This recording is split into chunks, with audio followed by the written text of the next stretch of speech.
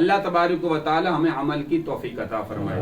یہ چند باتیں میں اس لیے ہر فوتگی کے موقع پر اور خوشی کے موقع پر کو بلائے تو یہ اس لیے کرتا ہوں تاکہ ہم نے اپنی اپنی قبر میں جانا ہے، اور اللہ تبارک و تعالی نے ہمیں اس فیلڈ کے اندر جو ہے وہ عطا جو معاہدہ کیا ہے، ہمارا کام ہے آپ لوگوں کو سمجھانا، آپ لوگوں کو بتانا کہ دین کیا ہے، شریعت کیا ہے، اسلام کیا ہے، اللہ کا اور اللہ کے نبی کا فرمان کیا ہے۔ آگے جو ہے وہ آپ لوگوں کی مرضی ہے، اس پہ عمل کریں یا نہ کریں۔ اس لیے میری یہ باتیں چند جو ہے اکثر ساتھیوں کو کڑوی لگتی ہیں۔ جو بزرگ ہمارے بیچارے وہ کہتے ہیں جی ساری زندگی ساڈی گزر گئی، آ کم کر دے مولوی جڑا نواں آ گیا سانو نویاں نویاں گلاں دس گیا، اسی تے نہیں چھڈنیاں، اسی تے اس کام تے لگے رہاں گے۔ تو میرے بھائی اگر لگے رہیں گے تو نقصان اپنا ہے، کسی اور کا نہیں ہے۔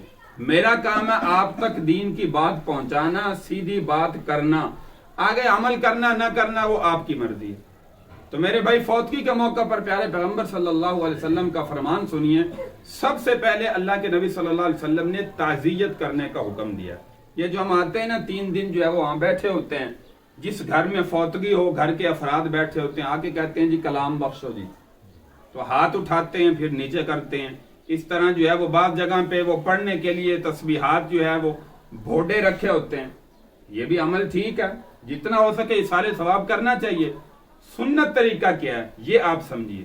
سنت طریقہ یہ ہے، پیارے پیغمبر صلی اللہ علیہ وسلم نے فرمایا ان للہ ما اخذ ولہ ما آتا وکل شیء عندہ باجل مسمی فلتصبر ولتحتسب۔ یہ تعزیت کا سنت طریقہ ہے کہ اللہ کا تھا جو کچھ اس نے جو ہے وہ ان للہ ما اخذ ولہ ما آتا، جو اللہ نے دیا تھا، اللہ نے دنیا میں بھیجا تھا زندگی گزار کے، اب اللہ نے لے لیا، اللہ نے اپنے پاس بلا لیا۔ اور اللہ کے پاس ہر چیز کا، ہر ایک کی موت کا وقت جو ہے وہ مقرر ہے۔ یہ جو تعزیت کرنے والا بندہ آتا ہے نا، رشتہ دار جس کے گھر میں فوتگی ہوئی ہے، یہ الفاظ اس کو جو ہے وہ آ کر کہنے چاہیے۔ یہ تعزیت کا سنت طریقہ ہے۔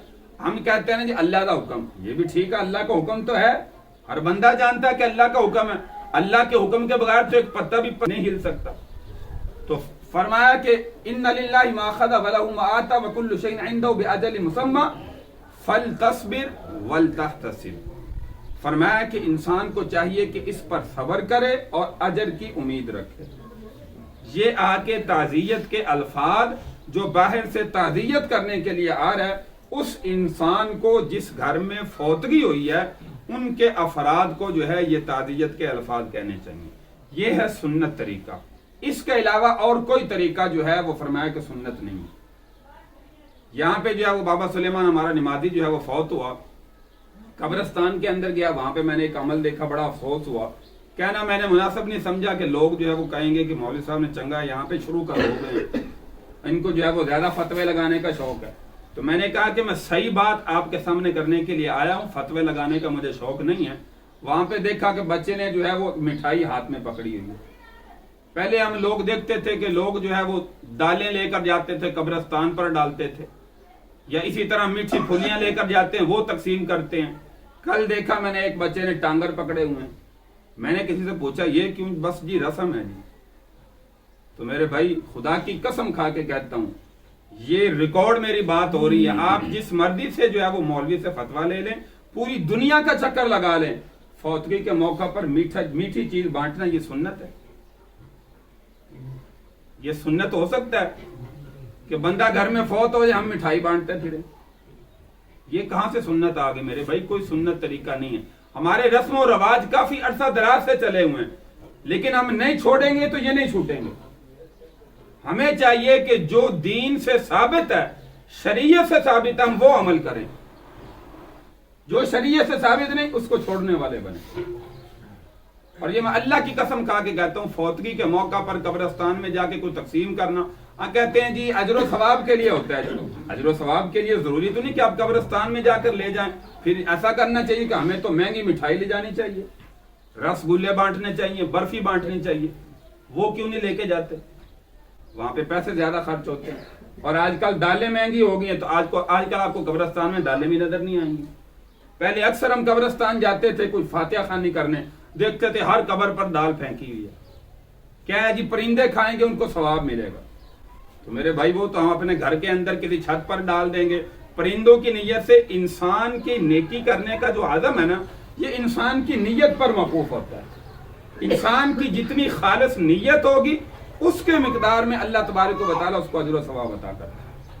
اب مثال کے طور پر بابا سلیمان ہمارا جو ہے نمازی فوت ہو گیا.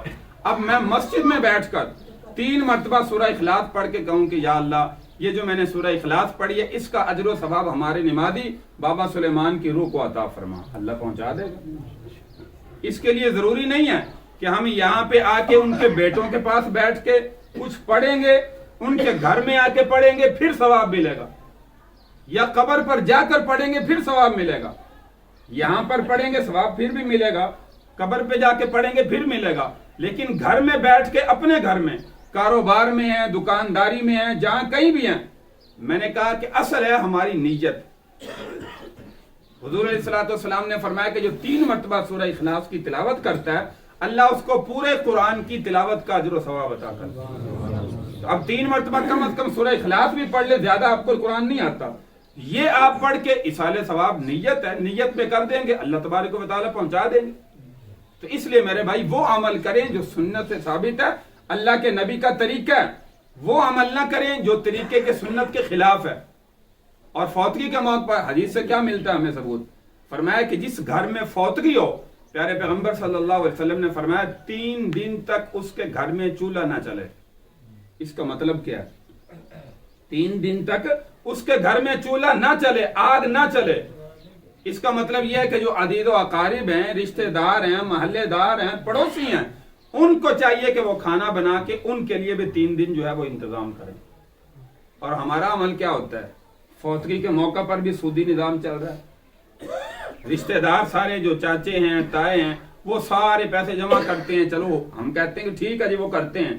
اور کیا کرتے ہیں کہ آج جو ہے وہ ہمارا بھائی فوت ہوا ہے، ہم سارا ان کی طرف سے کھانا دے رہے ہیں. کل اگر خدا نہ خواستہ میں دنیا سے چلا جاؤں گا، یہ سارے پیسے ملا کر میرا کھانا دیں گے. تو یہ سودی نظام نہیں ہے تو اور کیا ہے؟ اسی طرح شادیوں کے موقع پر ہمارا یہ نظام چلتا ہے. تو میرے بھائی خدا کی قسم بار بار میں کہہ رہا ہوں، آپ کو یقین دلانے کے لیے آپ نے مجھ پر بھروسہ کیا، مجھے یہاں پہ بلایا، میں آپ کے سامنے سیدھی بات کر رہا ہوں. اس لیے میں کہتا ہوں کہ اکثر میری باتیں جو ہے وہ لوگوں کو کڑوی لگتی ہیں، کیونکہ میں سیدھی بات کرتا ہوں. آگے ماننا نہ ماننا وہ آپ کی مرضی ہے. تو حضور علیہ الصلوۃ والسلام کا طریقہ یہ ہے کہ عزیز و اقارب کو چاہیے اپنی طرف سے کھانا بنا کے 3 دن ان کا انتظام کریں کہ بھائی اس گھر میں فوتگی ہوئی ہے، لہذا ان تمام کے افراد جتنے بھی گھر میں رہتے ہیں ان کا کھانا بھی ہم اپنے ذمہ لیتے ہیں. لیکن ہمارے ہاں وہی گھر کے افراد جو ہے وہ کھانا بنا کے سارے لوگوں کو کھلاتے ہوئے نظر آ رہے. ایک تو اس گھر میں فوتگی ہوئی ہے، ایک تو وہ بیچارے تعزیت کے اندر، افسوس کے اندر ہیں، اور دوسرے جو ہے وہ سارے گاؤں کے افراد آ کر جو ہے وہاں پر کھانا کھائیں یا دوسرے افراد. تو اس لیے میرے بھائی یہ طریقہ جو ہے وہ مناسب نہیں ہے، عرصہ دراز سے چلا آ رہا ہے. میری تو کوشش کافی عرصہ دراز سے ہے کہ یہ اللہ کرے جو ہے یہ طریقہ جو ہے وہ چھوٹ جائے. جس گھر میں کوئی عزیز و اقارب، ہر گھر میں فوتگی ہوتی ہے، کوئی گھر نہیں بچا ہوا کہ جس کے گھر کے افراد فوت نہ ہو. جانا تو ہر ایک نے ہے، لیکن یہ طریقے میرے بھائی سنت کے خلاف ہیں. 3 دن تعزیت کا حکم میں نے کہا اللہ کے نبی صلی اللہ علیہ وسلم کا طریقہ ہے. اس کے بعد جو ہے وہ کچھ سنت طریقہ نہیں ہے. ہم جو ہے اس کے بعد 40واں کرتے ہیں، ساتہ کرتے ہیں، پھر سال کا ختم کرتے ہیں.